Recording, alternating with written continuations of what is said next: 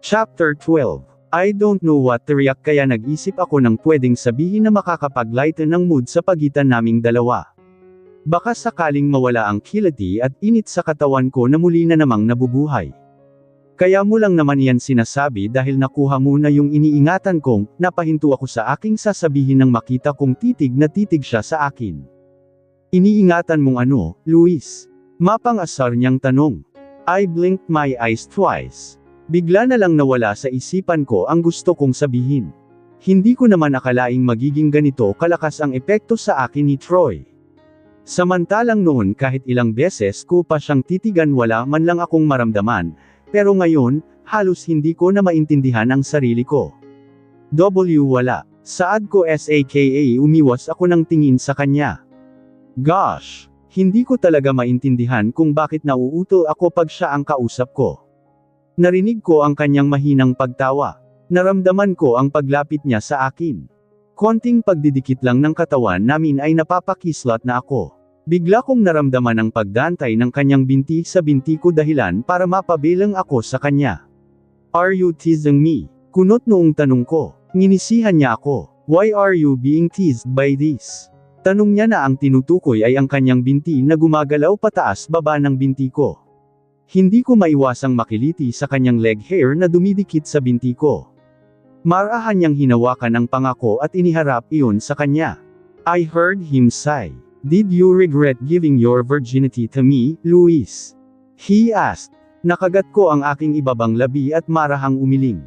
Muli siyang ngumiti at dahan-dahan inilapit ang kanyang labi sa akin para mahalikan ako. Nagpatuloy lang din ang paggalaw ng kanyang binti sa binti ko.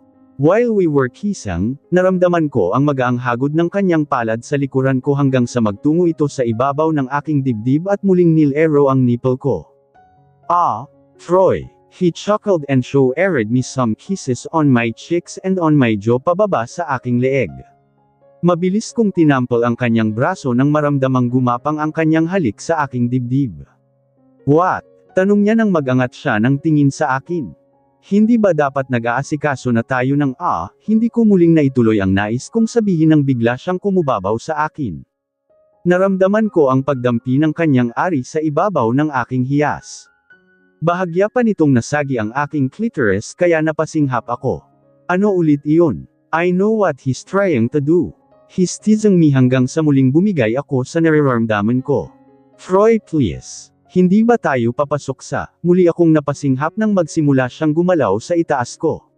From time to time ay ibinaba niya ang kanyang ulo para mahalikan ang dibdib ko.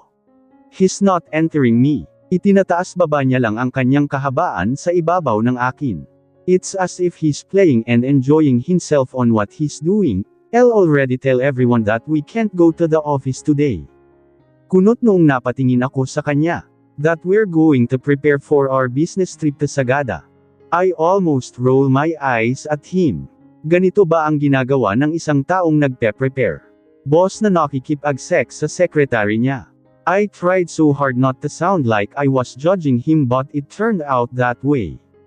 Huminto siya sa paggalaw sa itaas ko at marahang inilapit ang kanyang bibig sa tainga ko. It's not lust, Luis. It's what you call make love. Muli akong napalunok. Ito rin ang isa sa mga ayaw ko sa kanya. His voice makes me weak.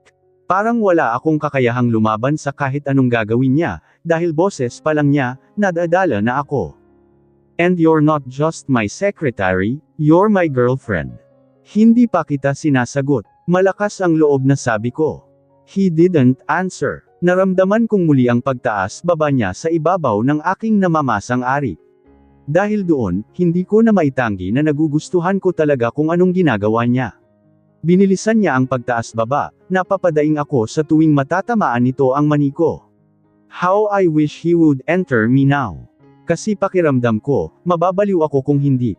Troy please, ipasok mo na, nang hihinang pakiusap ko. Why would I do that?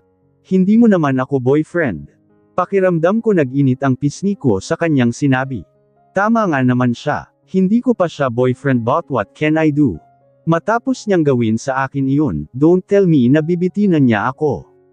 Troy please. This time, nagmakaawa na talaga ako. I can't do this anymore. Answer me first. Are you my girlfriend now? Mabibigat na hininga ang pinakawalan ko. I can't help but to feel that he's just blackmailing me. Answer me, Luis. Yes, yes. Oo na. Medyo mataas ang boses kong sagot dahil sa frustrasyong nadiraman masakit pa rin ang pagitan ng aking binti kaya mabagal lang ako maglakad. He kissed me one more time before we stepped out of his room. At sabay pa kaming napahinto nang makita namin sina Rio at Rie na nasa living room at matamang nakatitig sa aming dalawa. Nagkatinginan ang magkapatid at sabay na napangisi sa isa't isa. Did you make love with each other? Baliwalang tanong sa amin ni Rie. Hindi ko alam kung anong isasagot ko sa tanong ng mga kapatid ni Troy. I was shocked when I see the both of them sitting on the sofa in their living room. Even Troy's eyes widened when he saw the two of them. What are you doing here? He asked. Umayos sa pagkakaupo ang dalawang kapatid niya at ngumisi. Rie's eyes darted on our hands kaya mabilis akong napabitaw roon. Troy cleared his throat and walked towards Rie and Rio. Hindi ba dapat nasa school kayo ngayon? Rie rolled her eyeballs. Wala naman kaming gagawin doon at isa pa, tapos na yung practice namin para sa graduation. Sagot nito saka tumayo. Kami rin. Ayoko namang tumambay ng school, nakakatamad doon. Simpleng sagot ni Rio. Troy scoffed. At talagang sa dinani-rami ng araw nagugustuhin yung umuwi, ngayon pa talaga. Agad napahawak si Rio sa kanyang dibdib at nagpanggap na nasaktan sa sinabi ng kanyang nakatatandang kapatid. Grabe ka, kuya. Bakit? Ayaw mo bang narito kami? Hindi ba dati palagi mo kaming pinapaalalahanan ni Ate Rie na umuwi ng maaga, tapos ngayon? Huminto ito sa pagsasalita at saka ngumuso. Oo nga kuya, bakit ayaw mong narito kami? May secret ba kayo ni Ate Luis? So, nagkakamanga kayo? Excited na tanong ni Rie. Bahagya pa itong tumalon-talon at pasimpleng pumapalakpak. Ate Luis, ano? Magkakaroon na ba kami ng pamangkin? Rio asked. Alanganin akong ngumiti ako. Hindi ko talaga alam kung anong sasabihin ko. I can lie. Both of us can lie. Pero sino ba naman kasing maniniwala na walang nangyari sa amin sa loob ng kanyang kwarto, halos 4 na oras kaming nanatili sa loob nyon. Kung sabagay, I can say that we fell asleep to get her. But gosh, these two kids are not as young and as innocent as we can imagine. Malalaki na sila and I'm sure they know that something happened and what they're asking right now is a confirmation from us if we really did that. Troy sighed. What you're asking is too personal, Rio. Hindi ba pwedeng sa amin na lang iyon ng Ate Luis nyo? Napatingin ako kay Troy nang marinig ang kanyang sinabi saka ako bumaling sa dalawa niyang kapatid na ngayon ay ngiting-ngiti na. They just heard what they want to hear. Hindi man directly ay parang sinabi niya na ring may nangyari talaga sa aming dalawa. Are you hungry? Tanong ni Troy nang bumaling siya sa akin. Napatanga naman ako sa kanya. Bigla na naman akong natulala nang makita ko ang mukha niya. What I'll imagine right now is his. Hey Luis, tawag niya sa pangalan ko as he snapped his fingers in front of me. Ha! I'm asking if you're hungry. Umayos ako sa pagkakatayo at tumango. Teka, gutom nga ba ako? Let's go to the kitchen, I'll cook for you, saad ni Troy sa akin. Agad namang tumayo si Rio. Wow, sakto kuya, hindi pa kami nakakapag-lunch ni Ate Rie. Paabay kami sa lunch date nyo ah. Sigaw nito saka tumayo sa sofa. Nakapamulsa si Rio habang naglalakad. Hindi ko inexpect na hihinto siya sa tapat ko at pabiro akong hahampasin sa braso sabay thumbs up. Ano, ate, magaling ba si kuya sa kama? Nakaramdam ako ng hiya nang marinig ito sa kanya. Mabilis naman na naglakad papalapit sa kanya si Rie at malakas siyang binutukan. Sira ulo ka, saad nito sa nakababatang kapatid. Napahimas naman agad sa batok ni Rio at napanguso. Masakit ate ah, sinaman siya ni Rie ng tingin at muling inambihan ng sapak. Talagang masasaktan ka, parang hindi mo naman narinig yung sinabi ni kuya kanina. Ngumuso ulit si Rio bago tumingin sa akin. Sorry Ate Luis. Curious lang talaga ako. Sa tagal na walang ganap si kuya baka kasi nangalawang na siya sa array. Muli siyang hinampas ni Rie sa braso. Sige pa Rio ha, sisipain na kita kapag umulit ka pa. I admit, Sa buong buhay ko na nakasama ko sila, never akong nakaramdam ng awkwardness since then. Ngayon lang. As in ngayon lang talaga. Nagkakamot ng batok si Rio na nagtungo sa kusina. Si Rie naman ay ikinawit ang kanyang braso sa braso at niyaya na akong magtungo sa kusina. Kuya never cooks magmula noong mawala si Ate Lea. Ngayon na lang ulit. Mukhang naka-move on na talaga siya. I'm really happy for my brother. Sana kahit anong mangyari ate, kahit anong pagsubok ang pagdaanan niyo, hindi mo siya iwan. Napatingin ako kay Rie habang naglalakad kami. Sa tingin mo naka-move on na ang kuya mo? Ngumiti siya sa akin at nagkibit balikat. Sa tingin ko, oo. Kuya refused to date girls for so many years. Hindi rin siya nagkagusto sa mga babae kahit na mga babae na mismo ang lumalapit sa kanya. Ngayon lang, Rio and I are happy because it's you. Kung ibang babae siguro, baka mahirapan kaming tanggapin. Since then, mas gusto ka namin kumpara kay Ate Lea. But Kuya seemed to be oblivious about his feelings from you back then. Hindi ko alam kung anong sasabihin ko. What Ria said is purely her opinion about his brother. Posible nga namang may gusto sa akin noon si Troy, pero posible ring wala. It doesn't really matter if he likes me before or not. Ang mahalaga ay ngayon. He said he loves me. But in the back of my mind, I'm still not sure if he already moved on from his past lover which is si Lea. No, Lea is dead and she's long gone, pero hindi pa rin maalis sa isip ko ang mga posibilidad. I watched Troy cooked. Ang dalawa niyang kapatid ay masayang nagkukwentuhan sa isang tabi. Nagpanggap akong nakikinig sa kanilang dalawa pero ang totoo ay lumilipad ang utak ko sa kawalan. Let's eat. Yaya ni Troy pagkatapos niyang magluto ng kakainin namin.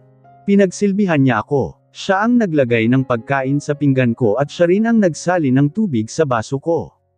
Si Rio at Rie naman ay hindi maitago ang kanilang kilig dahil sa kanilang nakikita.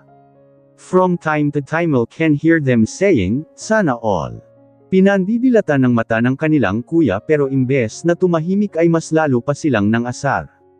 Are you okay? Kanina ka patahimik, hindi ako sanay na ganyan ka. Aniya nang makarating kami sa kanilang garahe. Bandang 3:00 kami lumabas ng kanilang bahay dahil pagkatapos namin kumain, bumalik pa kaming muli sa kanyang kwarto para asikasuhin ang mga gamit na kailangan niyang dalhin. Hindi naman yun gaanong marami dahil 3 araw lang naman kami sa Sagada. Tumingin ako sa kanya at umiling. Okay nga lang ba ako? Leon din ang tanong ko sa sarili ko. I have questions for him pero hindi ko alam kung kaya ko bang sabihin. It's about him and Lea, most of it are about Lea. And I know if I'll ask him about it, malaki ang possibility na baka maging awkward lang ang atmosphere sa pagitan naming dalawa. I don't want that to happen so I'll lied. Are you sure? You can tell me what's bothering your mind. Maybe I can help. Marahan akong tumawa at lumapit sa kanya saka malakas siyang hinampa sa braso. Hindi bagay sa'yo yung pagiging concern mo. Nakakapangilabot Troy. Hindi ako sanay, pabiro kong sabi. Nagulat naman siya dahil sa ginawa ko. Mukhang hindi niya alam kung indahin niya ang sakit ng hampas ko o pipigilan ang sarili na mag-react sa ginawa ko. Mukhang hindi niya alam kung indahin niya ang sakit ng hampas ko o pipigilan ang sarili na mag-react sa ginawa ko. Tumawa naman akong muli. I just want to lighten the atmosphere between the two of us. For the past 2 years pakiramdam ko hindi ako yung Luis na best friend niya. I used to be the funny and happy Luis they know. Ayokong alisin iyon sa sarili ko dahil lang nagmahal ako. Ganito pala yung pakiramdam ng magmahal ano. Masaya pero nakakatakot. Natatakot ako na mabago ng pagmamahal. Natatakot akong masaktan. Natatakot akong gawin ang mga bagay na hindi tama dahil sa pagmamahal. Masakit ba? Sorry. Tanong ko sa kanya nang makitang nakatulala pa rin siya sa akin. Lumapit ako sa kanya para marahang haplosan ang kanyang brasong nasaktan. Marahan niya namang binawi ang kanyang braso at napailing. Nakakatakot ka Luis. Akala ko naging babae ka na talaga. Amazona ka pa rin pala, tila nahihintukutan niyang sambit. Hindi ko napigil ang matawa sa sinabi niya.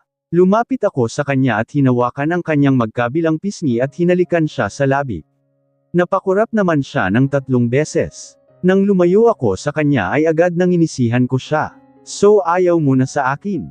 Umiling naman agad siya at lumapit sa akin para yakapin ako.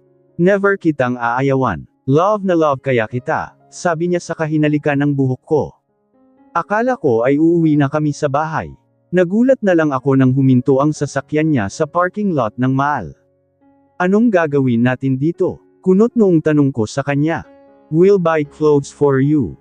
Sumimangot naman ako sa sinabi niya. Troy, marami naman akong damit at isa pa, alam mo namang nakabudget ang pera ko, di ba? Wala akong pambili ng damit ngayon. Ngumiti siya sa akin at hinawakan ang kamay ko. Ako ang bibili para sayo. Sumimangot ako sa kanya. Maya-maya ay burmantong hininga ako. Troy, alam kong marami kang pera pero hindi naman importante yung damit ngayon eh. Marami pa akong dress, long sleeves at slacks sa cabinet ko na hindi ko pa nasusuot. Leon na lang, hindi mo naman kailangang gumastos para sa akin. He sighed and caressed my face using his thumb. But I want ta. Hindi mo ba talaga ako mapagbibigyan kahit ngayon lang? Kahit isang damit lang. I want to buy you everything you want, Luis. Everything. As much as I want to say na hindi na kailangan, wala na akong nagawa kundi pagbigyan siya. Paglabas namin sa sasakyan ay mabilis siyang naglakad patungo sa akin para maalalayan ako. Hindi pa rin kasi ako makalakad ng maayos dahil masakit ang kasalanan ko. Masakit pa rin ba? Sinamon ko siya ng tingin kaya agad naman siyang bumaling sa ibang direksyon. Kung hindi ba naman kasi malaki yung ano niya edi sana hindi ako pa ika-ika ngayon maglakad. Nakakainis. This one. I think bagay to sayo. Napanggiwi ako nang makita ang blouse na kinuha niya. Kulay peach iyon. Maganda naman sana kaso ang baba ng neckline, paniguradong kung hindi ako magiging maingat kapag sinuot ko yun ay masisilipan ako ng dibdib. Pass. Mababa ang neckline. But it will look good on you, though. Bakit hindi mo muna subukang sukatin para makita natin? Here we go again. Troy will be Troy. Alam kong kahit na ilang beses ko itong tanggihan ay ipagpipilitan pa rin niya ang gusto niya. Naglakad ako palapit sa kanya at kinuha iyon sa kamay niya. Mabilis naman akong nagtungo sa dressing area. Wala namang gaanong tao sa section na iyon kaya madali akong nakahanap ng room na pwedeng pagsukatan. Pagpasok ko sa loob ay agad na kumunat ang noo ko nang makita ko si Troy na nasa likuran ko. The cubicle is wide enough para sa aming dalawa. Akala ko ba magsusukat ako, bakit nandito siya? Don't tell me. Go on, sukatin mo na. Nababaliw ka na ba? Paano ko masusukat to kung nandito ka sa loob? Mahina ngunit mariin kong tanong sa kanya, takot na baka may makarinig sa amin sa kabilang cubicle. Tumaas ang kilay niya. Why not? Anong why not? Lumabas ka na roon, pilit ko sa kanya. I'm staying. Tumingin pa siya sa kanyang wristwatch sandali bago bumalik ang tingin sa akin. Bilasan mo at malapit ng mag-alas 5. Nang hindi ako gumalaw ay bumantong hininga siya. Nang tumalikod siya ay akala ko lalabas na siya, iyon pala ay ilalak niya lang ang pinto. Mabilis siyang lumapit sa akin at nagsimula na siyang tanggalin ang mga butones ng suot kong long sleeves. It took me seconds before I realized what he was doing. Mabilis kong tinampol ang kanyang kamay kaya napatingin siya sa akin. What? He asked. Anong ginagawa mo? Ngumiti siya sa akin. Team removing your upper clothes so you can wear the blouse, aniya sabay nguso sa blouse na napili niya. Kaya ko namang gawin, ako na para mas mabilis. Hinayaan ko na lang siya sa nais niyang gawin. Nang maalis niya ang suot kong pang-itaas ay napatitig pa siya sa dibdib ko. I saw him swallowed hard. Nakagat ko ang aking ibabang labi nang maramdaman ang paghawak niya sa ibabaw ng kaliwang dibdib ko. I'm so addicted to you, he whispered. I am too. Pakiramdam ko ay naa-addict na ako sa ginagawa niya sa akin. Muli niyang ibinalik ang pagkakasuot ng bra ko pagkatapos ay doon ko na isinukat ang blouse.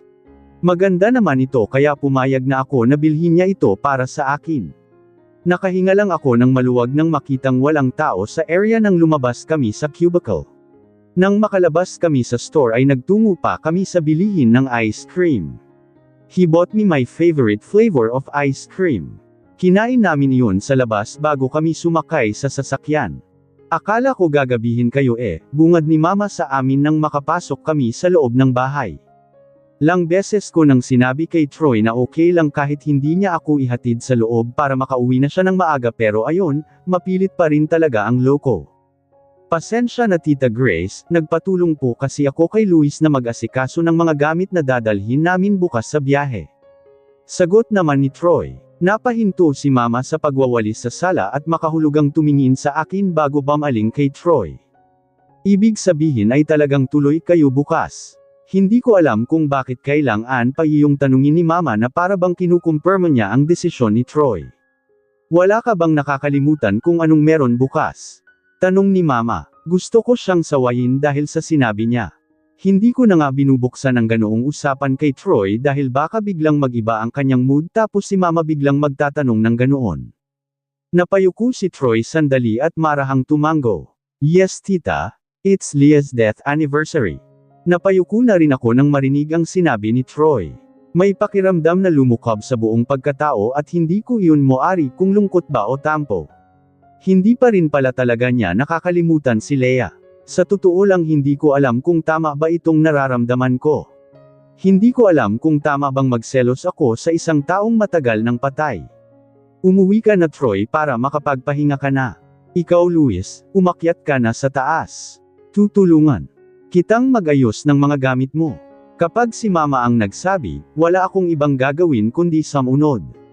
Isa pa, pakiramdam ko ay kailangan ko rin lumayo pansamantala kay Troy dahil na rin sa biglaang pagbabago ng pakiramdam ko. Pakiramdam ko rin ay hindi ko kayang tumingin sa kanya.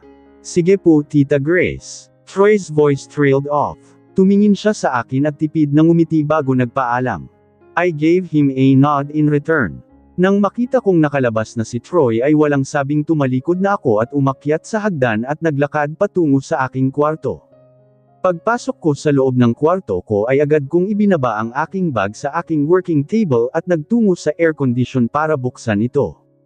Lang minuto na ang nakalilipas pero hindi pa rin nawawala ang bigat sa aking dibdib kaya naglakad na ako papuntang kama at humiga roon. Naramdaman ko agad ang pagbalot ng malamig na hangin sa loob ng kwarto ko kaya hinayla ko pataas ang blanket para matakpan ang katawan ko hanggang sa aking balikat. Nanatili ang tingin ko sa puting kasama at ilang beses na pabuntong hininga. Ilang sandali pa ay narinig ko ang pagbukas ng pintuan ng kwarto ko. Si Mama iyon, may dala itong malit na duffel bag na alam kong paglalagyan niya ng gamit ko. Since then, si Mama na talaga ang nag-aasikaso sa akin at mga gamit ko tuwing aalis ako. Kadalasan kasi ay tamad na tamad akong asikasuhin iyon. Nagkataon lang na sinipag akong mag-ayos ng gamit ko noong nagtungo kami sa Nido kaya naman hindi na siya nakialam. Hindi niya ako tiningnan, diretso lang siyang naglakad patungo sa malaking aparador kung saan nakalagay ang karamihan ang mga damit ko. Ang dami mo ng damit, bumili ka pa ng bago. Sabi niya nang makita ang paper bag na nakapatong sa working table ko. Bumangon ako mula sa pagkakahiga at sumandal sa headboard ng aking kama. Hindi naman ako ang bumili niyan, si Troy. Sinabi ko nang ang huwag nang bumili pero wala mapilit.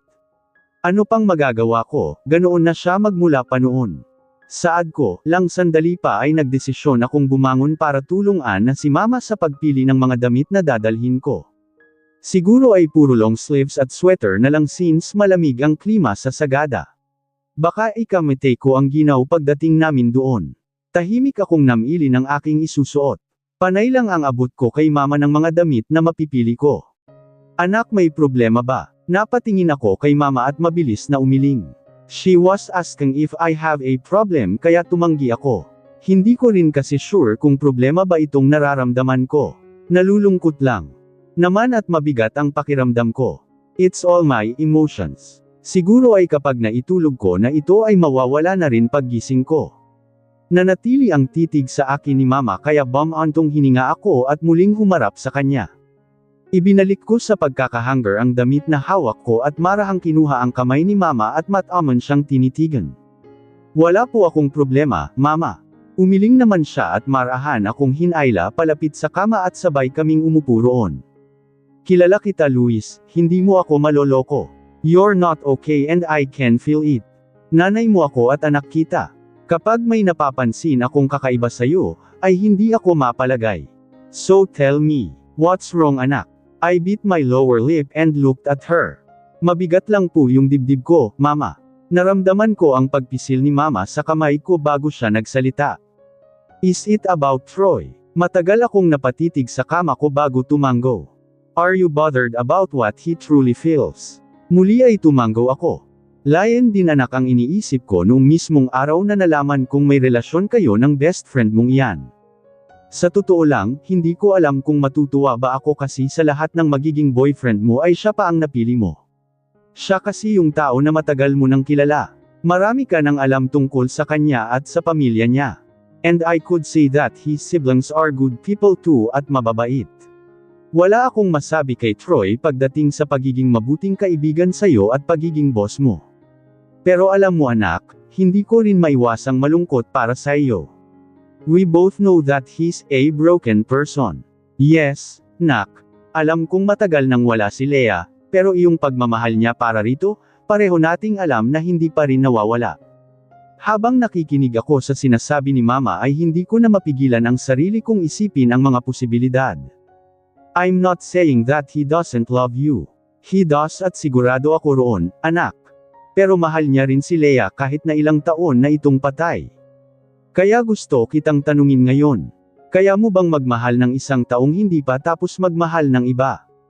Ang tanong na iyon ang gamulo sa isipin ko buong gabi.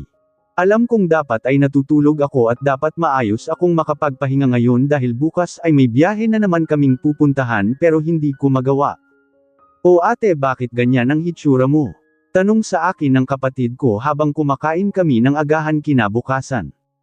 Imbes na sagutin ang tanong niya ay kinuha ko ang bag ko at kumuha ng pera sa wallet ko at iniabot iyon sa kanya. Allowance mo, halos pabulong kong sambit. Muli akong kumuha ng pera at kumuha ng ilang libo para ibigay iyon kay Mama. Pang grocery ma, sa kabili ka na rin ng gamot mo. Pasensya na po, ako sana talaga ang taya sa pamamalengke ngayong linggo, kaso ay may lakad naman kami. Okay lang yun anak, mag-iingat kayo roon ah. Tumawag ka kapag naroon na kayo. Tumango naman ako nang marinig ang paalala ni Mama. Ate, bili ka ng strawberry jam kapag uwi mo ah. Sa kagulay na rin para pag uwi mo, makapagluto si Mama ng chapsoy. Natawa ako nang marinig ang order ng kapatid ko. Marahan akong tumayo at lumapit sa kanya para mahalikan siya sa pisngi. Opo, Master. Masusunod po. Kinurot ko pa ang kanyang pisngi kaya naman panay reklamo ang lumalabas sa kanyang bibig. Nang marinig ko ang pagbusina ni Troy sa labas ay mabilis kong kinuha ang duffel bag ang shoulder bag na dala ko. Yamakap pa ako kay Mama at sa kapatid ko bago ako tuluyang nagpaalam sa kanila. Lumabas si Troy para tulungan ako sa pagbubuhat ng gamit kahit na kaya ko naman. Hindi naman kasi iyon mabigat. Pinagbuksan pa niya ako ng pintuan kaya naman nginisihan ko siya. Nagpapakitang gilas talaga, samantalang hindi naman siya ganito dati. Pagpasok niya sa loob ng kanyang sasakyan ay mabilis niyang kinuha ang kamay ko at hinalikan ang likurang parte nito. Ready ka na? Tanong niya. Ngumiti naman ako at saka tumango sa kanya. Humugot ako ng malalim na hininga at tumingin diretso sa daan. Ready na ako. Pwede ba akong magpatugtog ng music? Tanong ko sa kanya. Hindi pa man kami nakakalabas ng Metro Manila, ramdam ko na agad ang pagkabagot dahil panay kaming naiipit sa traffic. Sure, nakangiti niyang sabi. I leaned closer to the music player and pushed the power button. Agad namang tumugtog ang musika na pamilyar sa aking pandinig. Ang title noon ay Till I Met You na kinanta ni Angeline Quinto.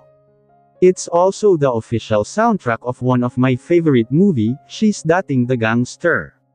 Napahinga ako ng malalim at sumandal sa backrest ng inuupuan ko.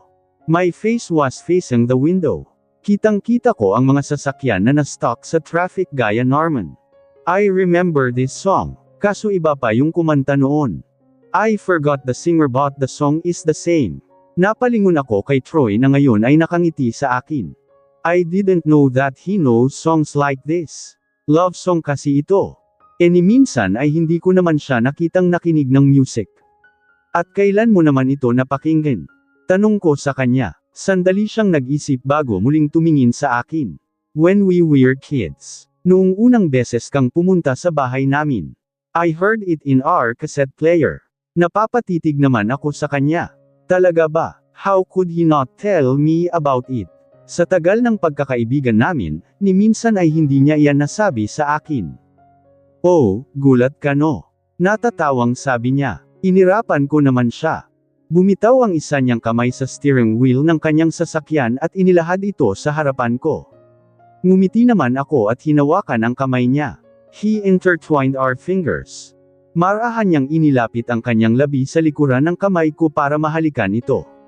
Every time he does this, pakiramdam ko, natutunay ang puso ko. I love you, he whispered. Ngumiti ako sa kanya at tumango. I love you too. His smile is like the sun to my lonely days. Whatever I feel right now, it doesn't matter. Ang mahalaga ay kasama ko siya ngayon, katabi ko at nakikita ko. It took us almost 3 hours bago kami naka-exit sa matraffic na kalsada. Dahil nga hindi ako nakatulog ng maayos kagabi ay naramdaman ko agad ang pagbigat ng talukap ng aking mata. Don't tell me, pagod ka pa rin dahil sa ginawa natin kahapon, pang-aasar niya. Pinaningkitan ko siya ng mata dahil sa sinabi niya. Huwag kang ang mang-asar dyan, inaantok ako Troy. Mas lalo pa siyang ngumisi. Parang siraulo. Umiwas na ako ng tingin sa kanya at ibinaling muli ang aking atensyon sa daang binabagtas ng sinasakyan naming kotse. Marahan ko ring ibinaba ang backrest ng inuupuan ko para maihiga ko ang kalahati ng katawan ko. Pagod talaga ako. Hindi ko alam at kung anong oras ako nakaidlip basta paggising ko ay nakahinto na ang sasakyan namin. Napabangon ako agad at chinek ang paligid. Kinusot ko pa ang aking mga mata bago bumaling sa driver's seat na walang tao. Wala roon si Troy but the music is still playing, ramdam ko pa rin ang lamig ng hangin sa loob kahit napatay na ang aircon ng kotse.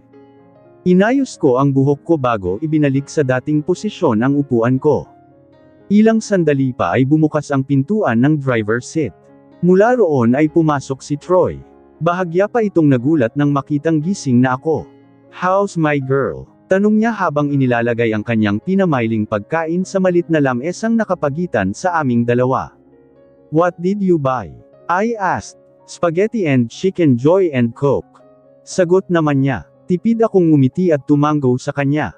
Where are we? Tanong ko habang inaayos ko sa pagkakatali ang buhok ko. Near Pangasinan. Ang tagal mong nakatulog. Hindi ko alam kung puyat ka ba kagabi o inaantok ka lang talaga tuwing magbibiyahe tayo. Umayos ako ng upo at hindi pinansin ang sinabi niya.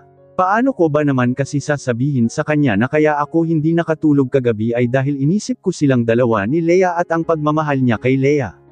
Which reminds me of something. Today is Lea's death anniversary. Mabilis akong bumaling sa kanya upang tingnan ang kaniyang reaction. Kanina pa kami magkasama pero wala pa akong naririnig sa kanya tungkol kay Leia. Bakit? Tanong niya nang makitang titig na titig ako sa kanyang mukha. Umiwas naman ako ng tingin at bumaling sa labas ng sasakyan. Sa hindi kalayuan ay may natano akong parke na napapalibutan ng mga bushes na type ng halaman. Let's eat there, saad ko saka mabilis na binuksan ko ang pinto ng front passenger seat at lumabas. I sighed heavily as I walked towards the place. Sa kabilang parte iyon ng kalsada kaya kinailangan ko pang tumawid. Hindi ko siya nilingon pero alam kong nakasunod siya sa akin. Pag-upo ko sa isang bakanteng bench ay sumandal ako roon at pumikit. Luis, anong problema? Tanong niya. He didn't bring any food kahit na alam kong malinaw niyang narinig na sa labas kami kakain. He gave me a confused look. Ako naman, hindi ko alam kung anong i-react ko. I'm pretty sure I was okay several minutes ago, pero ngayon, hindi ko na alam. It's Lea's death anniversary today, isn't it? I asked. Bigla namang nagbago ang hitsura ng kanyang mukha. Kung kanina ay confused siya, ngayon naman ay bigla siyang nalungkot. Nakita ko ang pag-iwas niya ng tingin sa akin. Did you forget about it? O pinipilit mo lang ang sarili mo na kalimutan dahil ako ang kasama mo ngayong araw? Diretsahan kong tanong sa kanya. My voice is a bit shaky and I haven't had the chance to hide it. Napatalikod siya sandali. Nakita ko ang pagtaas-baba ng kanyang balikat. Nakita ko ang paghugot niya ng malalim na hininga bago tuluyang humarap sa akin. Luis, let's go back to the car. Kinagat ko ang aking ibabang labi at umiling ng marahan. Answer my question first. Naihilamos niya ang kanyang palad sa sariling mukha. He seemed tensed and don't know what to do in that exact moment. Luis, please, huwag ngayon. Umiwas ako ng tingin sa kanya at bumaling sa ibang parte ng lugar. I felt my tears fell down on my cheeks. Mabilis ko itong pinunasan gamit ang palad ko at tumayo mula sa kinauupuan ko. Humarap ako sa kanya at pilit na ngumiti. Okay, sabi mo eh. Pagkasabi ko ng mga salitang iyon ay agad akong tumalikod sa kanya at naglakad pabalik ng kanyang sasakyan. Una ko nang binuksan ang backseat nang para kunin sa duffel bag ko ang hoodie ko. Mabilis ko yung isinuot bago sumakay sa front seat. Luis, rinig kong tawag niya sa pangalan ko. Hindi ako umimik at nanatili lang ako sa posisyon ko. Nakatanaw ako sa labas ng bintana habang patuloy sa pagbagsak ang luha ko sa aking pisngi. I know that he loves me. But it's very clear as well that he still loves Leia. Tama nga si Mama, mahirap magmahal ng isang taong hindi pa tapos magmahal ng iba. Nanatili akong tahimik sa buong biyahe. We passed several food stations and fast food chains along the way, pero kahit anong pilit niya sa akin na kumain ay hindi ko iyon pinansin. I was just there, looking outside the window of his car, watching the lights coming from the posts that we're passing by. Luis, aren't you going to eat? Muling tanong niya. Hindi ko pa rin siya sinagot. He decided to stop over once again to buy me a food but I didn't eat. Instead, lumabas ako ng kanyang sasakyan para maghanap ng public comfort room kung saan pwede akong umihi. I suddenly felt the need to pee and I don't think I can hold it. Luis, wait, I heard him shout. Huminto ako sandali at muling bumalik sa kanyang sasakyan. Okay off a page from my notebook and wrote something in it. Dinikit ko ang papel malapit sa kanyang music player. I just wrote that I have to pee. Pumasok ako sa hindi gaanong malaking mall at mabilis na nagtungo inilibot ang aking paningin. Nang makita ko ang isang signage sa hindi kalayuan ay nagtungo ako roon at mabilis na pumasok sa medyo malaking room na may nakalagay sa itaas na, female. Mabuti na lang at well-maintained ang kalinisan ng CR na ito. I did what I need to do. Paglabas ko ay nagtungo ako sa sink para maghugas ng kamay nang hindi sinasadyang napaangat ang tingin ko sa salamin. That was the time Winnie realized that I look so awful. Medyo magulo ang buhok, namumula ang mga mata at ilong halatang halata na umiyak ako. Mabilis akong naghilamos ng aking mukha at agad na ring lumabas ng CR. Nang mapatingin ako sa isang pizza parlor ay naramdaman ko agad ang pagkalam ng aking sikmura. This is the aftermath of not eating any food since morning. Kung sana dinala ko lang iyong bag ko o hindi kaya ay wallet ko, edi sana pwede akong bumili. Marahan kong kinutusan ang sarili ko. I must really be stupid. Pagbalik ko ng sasakyan ay naroon pa rin siya. He's busy texting. Mukhang hindi rin niya napansin na pabalik na ako. Please Luis, kumain ka na, please lang. It's not good that you're skipping meals. Pagkatapos mo ay saka tayo mag-usap. Walang ganang tumingin ako sa kanya. But I won't talk to you until you answer my question. Simpleng sabi ko sa kakinuha ang food container at binuksan ito. Binuksan ko ang bintana ng sasakyan at dinama ang hangin na pumasok doon. Papadilim na ang paligid. Malamig na rin ang hangin na nadarama ng balat ko. I'm sure we're near Baguio but I don't exactly know where we are right now. I heard Troy say several times. I wasn't looking at him but I can sense that he's watching my back. Luis, about Leia. I can't answer it yet. Sa totoo lang, hindi ko rin alam kung paano ko sisimula ng isang conversation na si Leia ang laman ng usapan. Aniya kasabay ng sunod. Sunod na pagbuntong hininga. Can't we just talk about her yet? Mahinahon niyang pakiusap. Hindi ako kumibo. Kahit anong pilit kong intindihin ang side niya, hindi ko magawa. His relationship with Leia ended several years ago when she died. Pero bakit ngayon kung umakto siya ay parang buhay pa rin ito? Ganoon na lang ba ang pagmamahal niya kay Leia at hindi niya ito makalimutan? Let's take a break, Sir Troy. Mahina kong sambit. Sir Troy. I called him again Sir Troy. Please Luis, huwag namang ganito. Don't do this to me. Kasi simula lang natin sa relasyon natin tapos tatapusin mo na agad. Huminto ako sa pagkain at tinakpan ang food container. Ibinalik ko ito sa paper bag at humarap, hindi ba mas mabuti iyon? Maybe you should try to evaluate yourself. Have some time to self-reflect. Ayoko ring makipagkompetensya sa isang taong patay. Hindi ko kasi alam kung may puwang ba talaga ako riyan sa puso mo. Masakit yun para sa akin.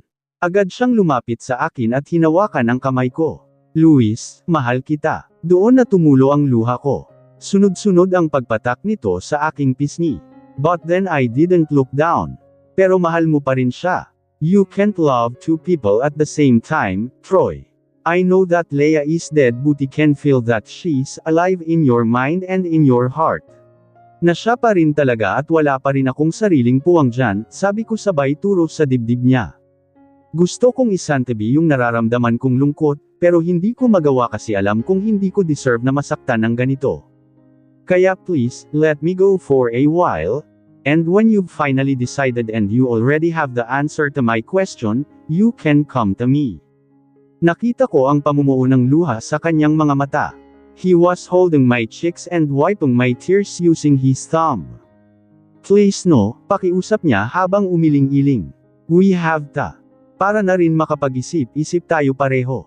Baka kasi nauunahan lang tayo ng emosyon natin. Hindi siya umimik. He was silently sobbing and wiping his cheeks from time to time. Let's just go back to what we are before. A boss and secretary relationship. Umayos siya sa pagkakaupo. He's facing the steering wheel again. Kung kaya mong gawin Luis, gawin mo. Don't expect me to do the same. I just can't do that. You're so cruel. Umayos ako sa pagkakaupo at napapikit ng Marin. How wish I could say that to him. Hindi ba dapat ako ang nagsasabi ng bagay na iyon sa kanya? He is the cruel one and not me. Kung anong makakapagpasaya sa'yo, gawin mo. But I won't change my mind with regards to this matter. Para sa akin, girlfriend pa rin kita. Take all the time you want. You can think for days, months, or even year, wala akong pakialam. Hihintayin kita. I will wait for you no matter what. Kasi sa ngayon, ikaw lang ang mahalaga sa akin. Mahal na mahal kita.